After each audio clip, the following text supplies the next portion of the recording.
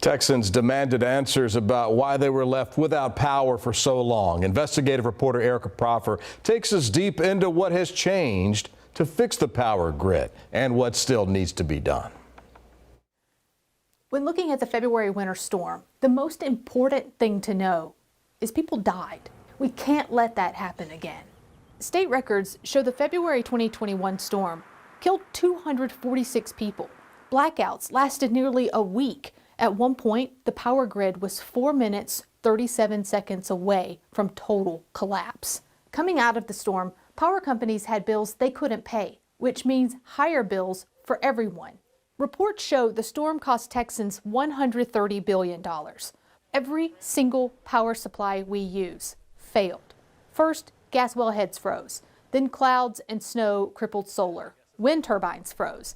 And when the power plants went down, the natural gas side took a bigger hit. The Railroad Commission regulates the oil and gas industries. Jim Wright is one of 3 commissioners. When the electricity was cut off in a lot of those areas, we didn't have the ability to keep that pressure in the system. Power plants need natural gas to generate electricity. Natural gas goes to the power plant using electric compressors to keep the pressure flowing. Energy demand shot up during the storm. By the time the temperature hit single digits, the power grid manager already called for blackouts. So when those blackouts hit a compressor, the gas pressure headed to power plants dropped. More power loss. And there's not one solution. Lawmakers mandated weatherization, but some of the natural gas generators, producers, and distributors will get to skip weatherizing. The requirements for natural gas weatherization are not in place right now. Once figured out, those required are only the areas deemed critical to that gas to compressor to power plant process. The state doesn't know who that is. 3 state agencies and the grid manager started mapping it last summer.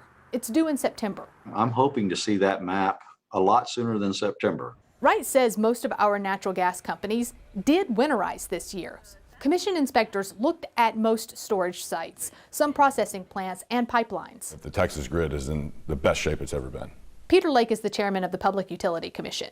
PUC regulates everything on the power side. We implemented more reforms in a shorter amount of time than any other grid in the U.S. PUC set weatherization rules. But he's not only talking about weatherizing. While natural gas has no price cap, power can only go for so much. The PUC cut the max rate by almost half and created customer protection rules. PUC is redesigning the way our power grid operates, such as the process before cutting people's power, and making sure power companies have enough fuel on standby for each customer. We want to stay as far away from crisis as possible. Bottom line, the state has made changes to how certain companies prepare for winter, and the power regulators and emergency teams are now all talking to each other.